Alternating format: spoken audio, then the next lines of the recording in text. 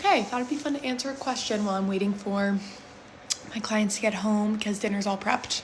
So, my program for culinary school went from November 2022 to like July, August 2023 by the time I finished my externship. So I'm talking like 6 months of classes, like in school, Monday through Friday, and then about 2 months, 2.5 months of my externship, which was working in a restaurant. Now, I knew going into culinary school that I did not want to work in a restaurant full time afterwards. That was not my goal. Did I know like exactly what I wanted to do? No, but there was a few fields that I knew I was interested in, private chefing being one of them, food media being one of them. I talked to a bunch of different people before deciding to go to culinary school in various fields to get their takes, understand more about their job, and make sure culinary school was the right decision for me, which for me it was. And you definitely don't need to go to culinary school to get into the food industry, to work in a restaurant, to become a private chef, but speaking from my own experience, it was the right choice for me and I don't regret that. Anyways, while I was in school, which went from 7 a.m. to 11 a.m. Monday through Friday, I worked in the afternoons and into the evenings for Chef Daniel Boulud, helping to run his social media account. And I absolutely loved that job. It was so cool to be able to meet so many of the chefs across so many of his New York restaurants, to work with him really closely, to go to cool events, to help him with the social side. And that was just a very cool thing to do in tandem with being in the kitchen, going to culinary school in the morning. So after I finished my externship at one of his restaurants, Blue Box Cafe to be specific, I thought I would go back working for him, joining his team, probably in like the corporate chef team, which is a chef team that focuses more on events, works kind of across multiple restaurants. I thought I would join that team after finishing up my externship. But in August, I got a DM from this guy who runs a company called Executive Chefs at Home. If you are in the market for a private chef or looking to be placed as a private chef, I recommend checking it out. But this guy, Brian, DM'd me asking if I would be interested in this role that I'm in now. So like full-time private chef for a family of 4 in the West Village. And at the time I was literally like, is this a joke? Like, do you know that I just finished culinary school and like I'm 1,000,000% not qualified for that job?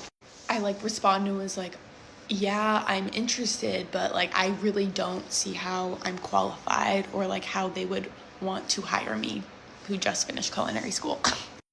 But I got on the phone with him and he kind of explained the situation. He explained that he was looking to place a chef with his family. They were specifically looking for someone who was younger, didn't necessarily have all the typical years and years of restaurant experience that a private chef has.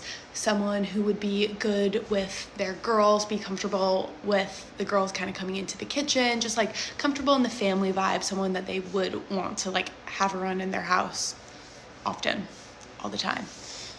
And so after that, I was like, okay, like that makes a little bit more sense, but still, like what? Like I'm freaking out. I'm not qualified. I don't know why you're reaching out to me.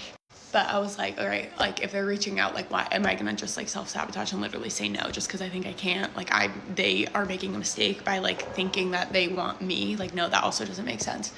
So I was like, let's try out. Like let me come and cook at their house. Let me meet them. Let me just go through the experience, because at the end of the day, it would be good experience for a future private chef gig that I might want to get if this one doesn't work out. So I was like, okay, let's see where this could go. So I FaceTimed them. At the time I was on the West Coast, so I FaceTimed them just to have a little like face-to-face chat vibe, and then set up 2 times to come and cook at their house.